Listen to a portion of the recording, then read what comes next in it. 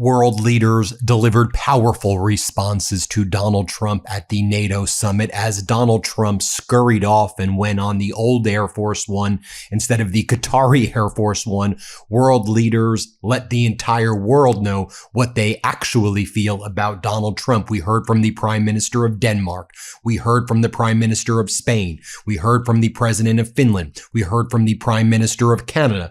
And in addition to their words, they're speaking with actions as well, snubbing U.S. military defense contractors in favor of European and Canadian defense contractors. NATO announcing a massive defense deal with Saab Bombardier for AWACS. You know how the U.S. has those E-3 Sentries, which were hit pretty hard by Iran, that are made by Boeing. Well, NATO said, we're going to get our 20 AWACS from the Saab Bombardier alliance because that is far more reliable than the Trump regime. And we've been seeing a lot of deals where Canada, Europe, and Asia are buying from Canada, Europe, and Asia, and not the United States, as Donald Trump has turned the United States of America into a very unreliable place for everything. It's also one of the reasons why Donald Trump desperately wants to get those F-35s to Turkey, even though there were prior sanctions that were placed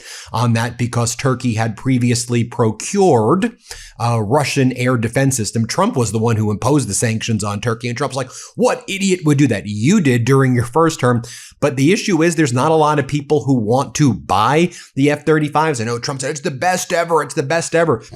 I think countries would rather buy Sweden's Gripens, for example, because Sweden is reliable and they will work with your manufacturing base in order to help your employment, while Donald Trump talks about kill switches on the F-35s. And once you get the F-35, you then have to rely on the United States for maintenance, and Donald Trump will just hold it over your head and blackmail you the same way he has done with the Patriot interceptors.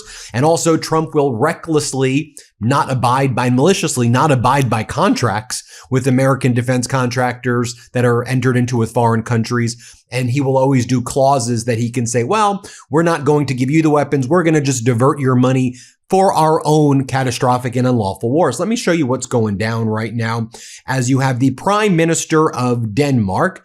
Listen to what Mette Frederiksen had to say when she was asked by a reporter. An extraordinary premise that I even have to ask you this question. Is Denmark ready for war with the United States? Are you prepared to militarily respond if the United States invades Greenland? Watch what she says. Let's play this clip. Denmark ready to militarily defend Greenland? An extraordinary premise, but is it ready to militarily defend Greenland if there is an attack from any party?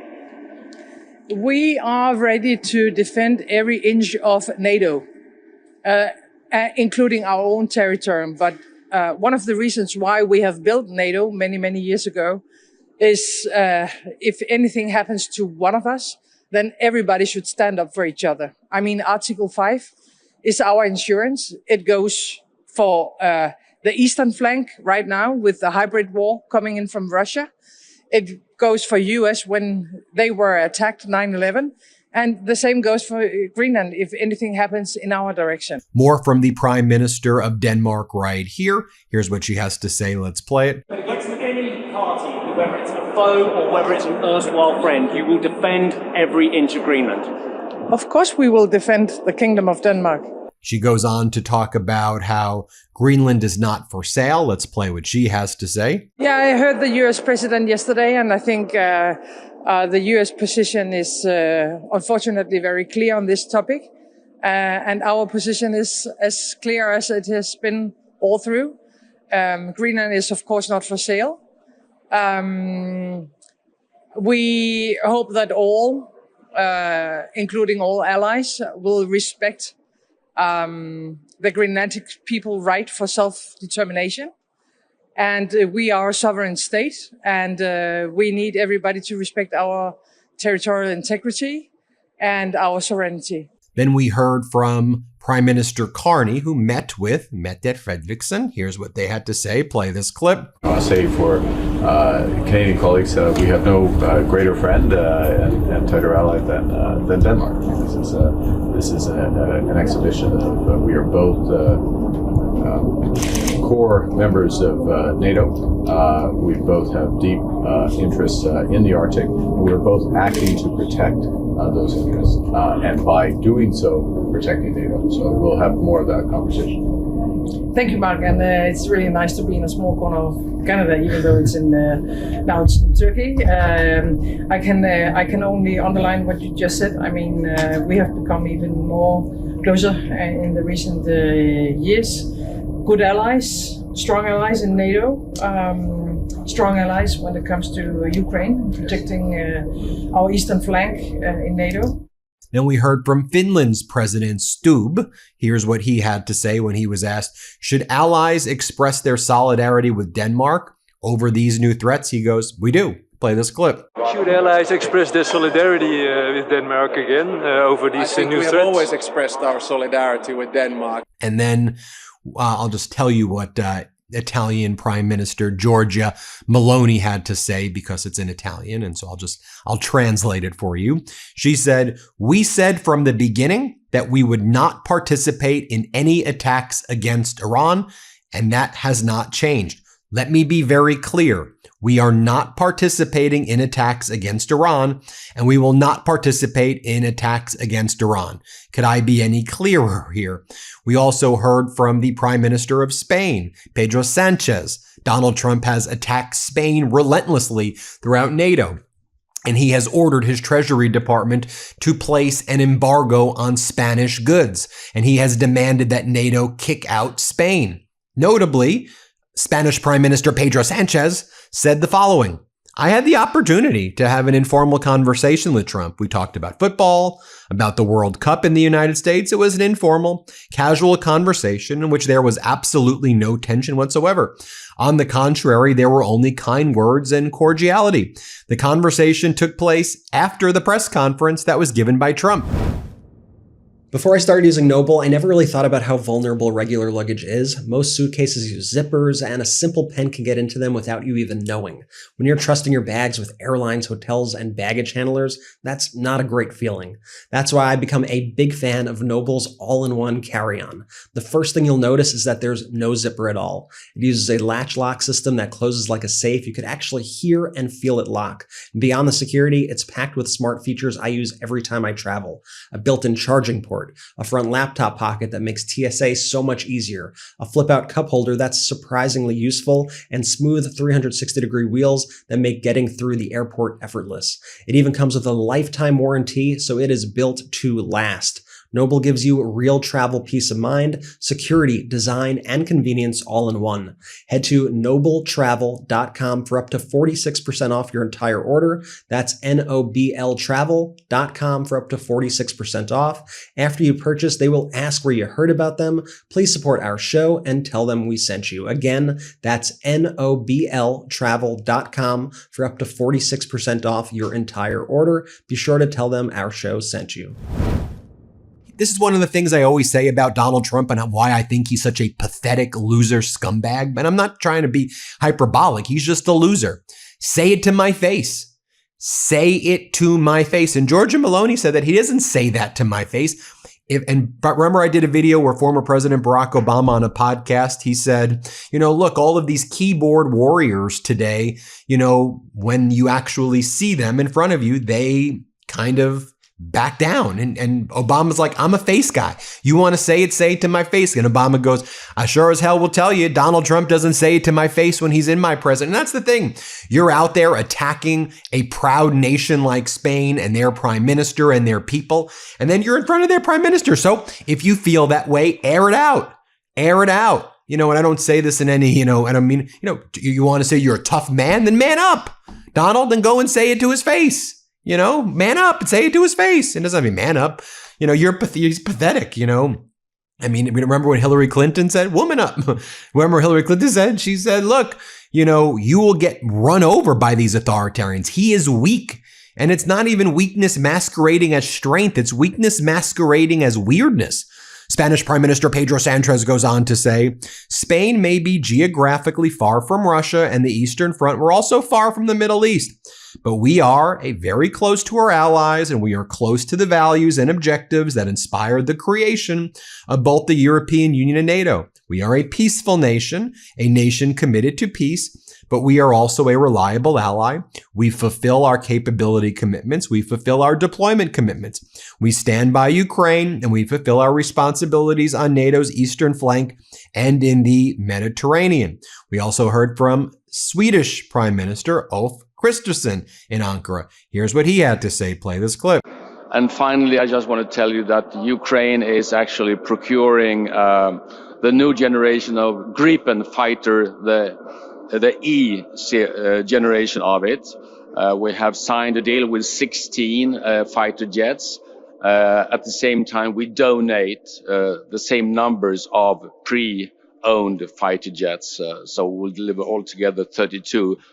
More from Ulf Kristersson as well. Let's play this clip right here. Sweden is part of the group of countries that have provided Ukraine with the most military products and equipment. And today we are totaling 128 billion Swedish kroner since this horrific war began by Russia. When we support Ukraine, we also support Sweden and Europe. And to me and the Swedish government, no task is more important. Now, we also got news about this meeting that took place back in January. 30 European leaders met behind closed doors, as Wes O'Donnell tells it, in Brussels in late January. No phones were allowed, no aides, no cameras, just a 5-hour conversation about one thing: how to manage a breakup with the United States. And then regarding Greenland, Macron, French President Emmanuel Macron, said, "We are drawing a line there." By that point, French troops were already in Greenland alongside Danish special forces, reportedly preparing for the possibility of shooting at U.S. troops and going to war with the United States. Trump, at this NATO summit, reiterated his desire for Greenland and to take it over and to steal its sovereignty. As Wes O'Donnell says, what the U.S. is doing is called strategic vandalism, and it's a disgrace to the U.S. allies, all who bled for him during the world wars, during forever. Gandalf has an interesting view of things. He talks about how, Donald Trump was there threatening NATO in Ankara again, taking over Greenland, attacking Canada. And Gandalf says, here's what hasn't been noticed. I've watched broadcasts from the NATO summit in Turkey, and nobody cares about Trump anymore. Nobody. They don't meet him. They barely speak to him. He's like the drunk uncle at a wedding. The European and Canadians crack on, placing every single military order with European and Canadian industry. Billions upon billions in contracts that would go to the United States are now going to anywhere but the United States. Trump wanted Europe to pay for its own defenses. Congratulations. We are, to ourselves.